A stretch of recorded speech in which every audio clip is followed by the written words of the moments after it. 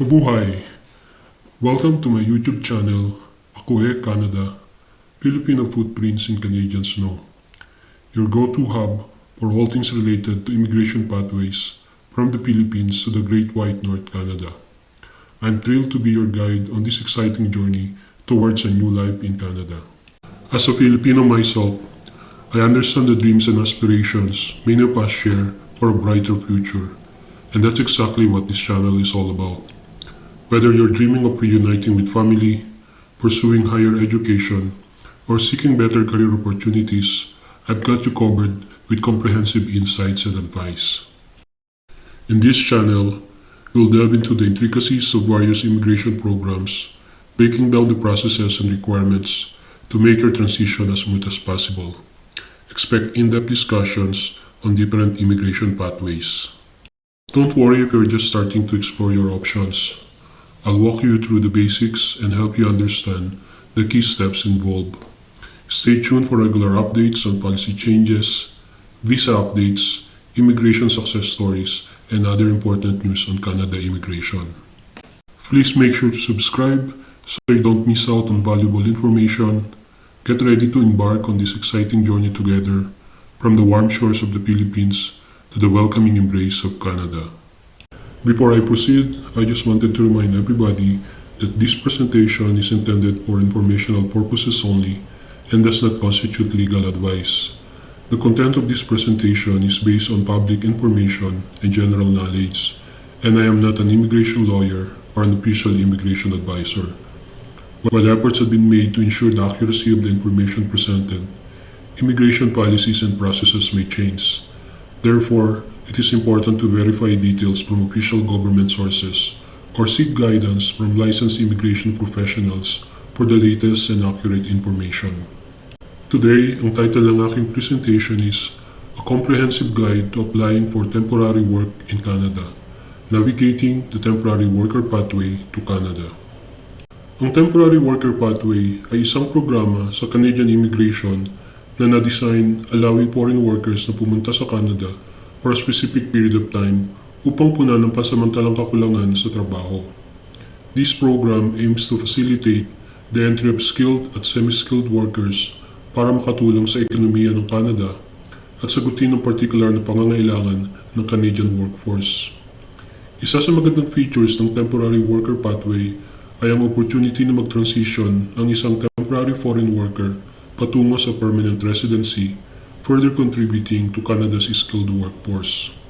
Sa Canada, ilan sa mga industries na karaniwang naghahanap ng temporary foreign workers ay kabilang sa mga sumusunod: agriculture, technology, healthcare, construction, and finally, tourism and hospitality.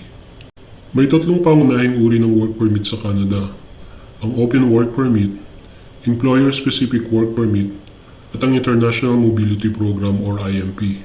Sa mga susunod na slides, i-discuss ko ang features ng bawat isa sa mga ito. Ang Open Work Permit sa Canada ay isang uri ng work permit that allows foreign nationals to work for any Canadian employer without the need for a specific job offer. Hindi kagaya ng Employer-Specific Work Permit which ties the individual to a particular employer. Ang Open Work Permit provides flexibility that allows the holder to work for any employer in Canada, maliban lang doon sa mga hindi nakapag-comply sa conditions of employment or have been declared ineligible by the government. Ang Open Work Permits ay available sa iba't ibang category, kasama na ang international students, spouses or common law partners of certain workers or students, refugee claimants, and individuals in the process of applying for permanent residence. Unahin natin i-discuss ang Spousal Work Permit. Ang Spousal Open Work Permit ay para sa mga asawa o katuwang ng mga temporary foreign workers or international students sa Canada.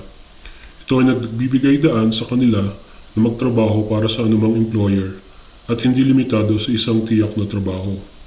Ito ay isang opportunity para sa mga asawa o partner ng mga temporary foreign workers or international students na magkaroon ng sariling pagkakakitaan habang ang kanilang asawa o katuwang ay nasa temporary work or student status sa Canada. Again, there are some changes on the spouse's open work permit. From now on, open work permits will only be available to spouses of international students in master's and doctoral programs. The spouses of international students in other levels of study, including undergraduate and college programs, will no longer be eligible. Ang mga international students na nagtapos mula sa mga qualified institutions sa Canada ay maaaring maging eligible para sa Post-Graduation Work Permit or the PGWP. Ito ay isang uri din ng Open Work Permit. Ang PGWP ay nagbibigay daan sa mga bagong nagtapos ng kanilang pag-aaral na makakuha ng Canadian work experience at isang paraan din na mapabuti ang kanilang trabaho at maging bahagi ng Canadian workforce. This is very beneficial sa kanilang career growth at potential na mag-transition into permanent resident sa Canada. Kagaya ng spousal work permit, nagkaroon din recently ng changes sa post-graduation work permit program. Starting September 1, 2024, international students who begin a study program that is part of a curriculum licensing arrangement will no longer be eligible for a post-graduation work permit upon graduation. Under curriculum licensing arrangements, students physically attend a private college that has been licensed to deliver the curriculum of an associated public college. These programs have seen significant growth in attracting international students in recent years, though they have less oversight than public colleges and they act as a loophole with regards to post-graduation work permit eligibility. So basically, mas naghihigpit na ang Canadian immigration sa mga mas maliliit na private colleges. Karaniwan kasi, hindi ganun ka-stringent yung selection process sa mga private colleges na ito. At parang natatik advantage nila yung proseso ng application for international students pathway sa Canada. However, on the positive side, graduates of master and other short graduate level programs will soon be eligible to apply for a 3-year work permit. Under current criteria, the length of a post-graduation work permit is based solely on the length of an individual study program, hindering master graduates by limiting the amount of time they have to gain work experience and potentially transition to permanent residence. Ang mga individual na nag-file ng refugee claim sa Canada ay maaari ding maging eligible para sa open work permit. Ito ay nagbibigay daan sa kanila na makahanap ng trabaho at magkaroon ng sariling kita habang naghihintay ng proseso sa kanilang refugee claim. Ang open work permit ay nagbibigay ng suporta sa kanilang pangangailangan at nagbibigay daan sa mas maayos na pag-adjust sa kanilang bagong buhay sa Canada. Now, i-discuss naman natin yung employer-specific work permit. Ang employer-specific work permit in Canada is a type of work permit that ties a foreign worker to a particular employer. It is designed for individuals who have received a job offer from a Canadian employer and it's often subject to the Labor Market Impact Assessment or LAMIA. In many cases, kinakailangan ng mga employer na kumuha ng isang LAMIA na isang document na nilalabas ng Employment and Social Development Canada or ESDC upang ipakita na may tunay na pangangailangan para sa isang foreign worker na puna ng posisyon at walang available na Canadian worker para sa trabaho na ito. Karaniwang nakatali ang validity period ng isang employer-specific work permit depende sa haba ng job offer. It allows the foreign worker to work for the specified employer during the approved time frame. Nabanggit ko kanina ang LAMIA. So ano ba ang LAMIA? Ang LAMIA ay isang klase ng document na nag-a-assess sa epekto ng pag-hire ng isang foreign worker sa Canadian labor market. Ang pangunahing layunin nito ay patunayan na walang qualified na Canadian worker na available para punan ng posisyon na inaalok sa isang foreign worker. Ang LAMIA ay nagsisilbing mechanism upang siguraduhin ang pagtanggap ng foreign worker ay hindi makakaapekto sa opportunity ng mga lokal na manggagawa na makahanap ng trabaho. Ito ay bahagi ng hakbang para mapanatili ang integridad ng Canadian labor market. Karaniwan ng LAMIA ay may itinakdang validity period. Ibig sabihin, may takdang panahon kung saan kinakailangan ang foreign worker ay ma-hire ng isang employer. Importante para sa mga employer na siguraduhin na susunod sila sa timeline na ito. Ilan sa mga mahalagang pagkakaiba ng open work permit at employer-specific work permit ay ang flexibility. Ang open work permit ay mas flexible kaysa sa employer-specific work permit dahil hindi ito konektado sa particular na trabaho or employer. Pangalawa, ang eligibility groups. Ang open work permit ay available to specific groups tulad ng mga asawa or common law partners of certain work or study permit holders, gaya ng mga graduate students who are doing their master's and PhD studies, mga refugee, at certain international graduates who have completed a program of study at a designated learning institution sa Canada. This is because after their graduation, they can be eligible for an open work permit under the Post-Graduation Work Permit Program. On the other hand, ang employer-specific work permit ay karaniwang available sa mga individual na may job offer mula sa isang Canadian employer. Pangatlo, LAMIA requirement. Ang open work permit ay hindi sakop ng LAMIA requirement. Samantala, ang employer-specific work permit ay kadalasang nangangailangan ng positive na LAMIA maliban kung ang posisyon ay LAMIA exempted. Pangapat, duration and renewal. Ang open work permit ay maaaring magkaroon ng iba't ibang durations at eligibility criteria. Samantala, ang employer-specific work permits are typically issued for the duration of the job offer and may be renewable. Ang huli at pangatlong uri ng work permit ay ang International Mobility Program or IMP. Ito ay isang sistema sa loob ng Canadian immigration na nagbibigay daan sa ilang mga dayuhang manggagawa na makakuha ng work permits nang hindi kinakailangang magkaroon ng Labor Market Impact Assessment or LAMIA. Ang pangunahing feature ng IMP ay ang exemption mula sa LAMIA process para sa ilang kategory ng foreign workers. Ang exemption na ito ay batay sa pagkilala na may ilang tao na nakatutulong ng positibo sa ekonomiya at labor market ng Canada nang hindi makakaapekto ng masama sa job opportunities para sa mga Canadian citizens at permanent residents. Isang mahalagang kategory sa ilalim ng IMP ay ang Intra-Company Transfer Program. Ito ay nagbibigay daan sa mga multinational companies na ilipat ang kanilang mga key employees, kabilang ang mga executives, managers, at specialized na leads workers sa isang branch, affiliate, o subsidiary sa Canada na hindi kinakailangan magkaroon ng LAMIA.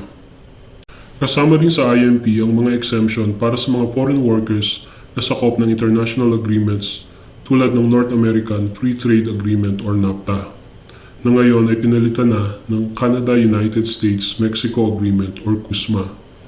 Ang mga professional na sakop ng mga kasunduang ito ay maaaring magtrabaho sa Canada ng walang LAMIA.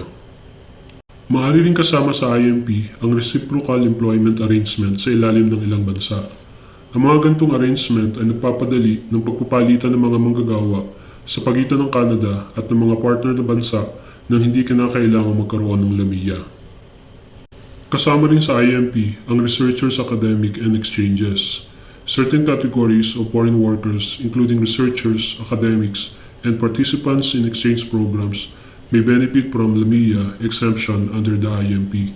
This encourages international collaboration and knowledge exchange.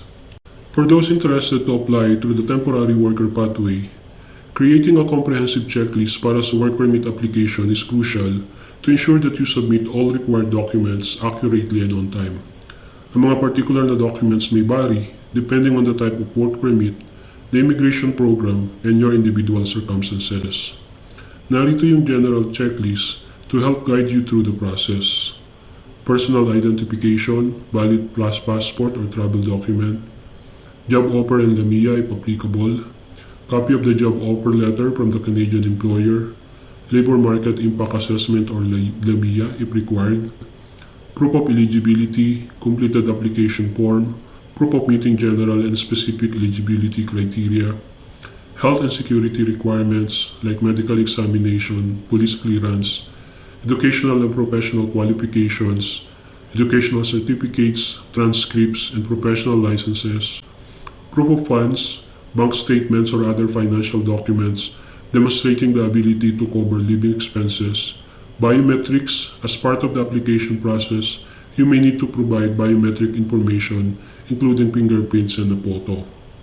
Kagaya sa ibang immigration pathways ng Canada, temporary residents like temporary foreign worker must have evidence that they can support themselves and any accompanying dependents while in Canada.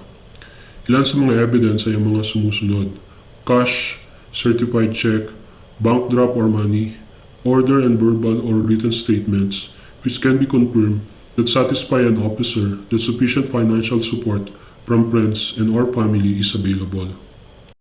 Walang specific fixed amount na kailangan ipakita ang mga temporary worker applicants bilang proof of funds kapag nagsubmit ng application for Canada Immigration. Karaniwang ini-specify ang tamang halaga ng proof of funds batay sa mga Low Income Cut-Off or LICO figures na nilalabas ng Canadian government. To get the most accurate and up-to-date information on the required proof of funds, applicants should refer to the official website of IRCC. Ang fees para sa Canadian Work Permit Visa may change depende sa uri ng work permit na ina-apply. Narito ang ilang example sa mga babayaran. First, employer-specific work permit, application fee, 155 Canadian dollars per person. Open work permit, 255 Canadian dollars per person. Postgraduate work permit fee, 155 Canadian dollars plus 100 Canadian dollars for open work permit fee. Spousal open work permit fee, 155 Canadian dollars plus 100 Canadian dollars for open work permit fee. Again, these amounts may change, and it's important to regularly check the official website of IRCC for the latest information regarding visa fees. Para sa biometric fees, ito ang kailangang amount na bayaran. $85 per person, $170 per family, 2 or more people. A maximum fee for a family of 2 or more people applying at the same time and place. In terms of work permit processing time frame, the Canadian work permit processing time varies based on multiple factors, including the place from where you are applying and the type of work permit, either open or employer-specific work permit. Most applications take between 1 to 14 weeks to process. Again, the best way is to check the IRCC website. If your work permit application is approved, you'll get an approval letter that says you're allowed to work in Canada. This letter is called the Port of Entry Letter of Introduction. Dapat mong dalhin ang sulat na ito kapag nag-travel ka na papuntang Canada at ipakita ito sa Port of Entry. Ang letter na ito ay hindi ang iyong work permit. Makakuha ka lang ng iyong work permit sa Port of Entry sa araw ng iyong pagdating sa Canada. Ang work permit ay naglalaman ng uri ng trabaho na maaari mong gawin, ang employer na maaari mong pagtrabahuhan, saan mo maaaring gawin ang trabaho, at gaano katagal mo maaaring gawin ang trabaho. Dahil ang Pilipinas is not on the list of visa-exempt countries for entry into Canada, you will be required to have a temporary resident visa or TRV in addition to the temporary work permit. Filipinos who have U.S. non-immigrant visa or held a Canada visitor visa in the last 10 years are eligible to apply for Electronic Travel Authorization or ETA, but only for visits lasting up to 90 days such as tourism, medical, business, or transit. So ibig sabihin hindi kasama rito yung sa temporary work permit. Maraming dayuhang skilled workers na nagtatransition mula sa Canadian work permit patungo sa permanent residency sa pamamagitan ng pagkuha ng skilled work experience. Maaari kang mag-apply para sa express entry programs matapos magkaroon ng hindi kukulangin sa 1 taon na skilled work experience sa Canada. In my next videos, I will dig deeper into each one of these. Here are the government websites and official resources where you can get up-to-date information. Immigration, Refugee, and Citizenship Canada or the IRCC website, Canada.ca for Immigration and Citizenship, Service Canada for Work Permits application. Here are the contact information for relevant authorities, IRCC Client Support Center, Service Canada.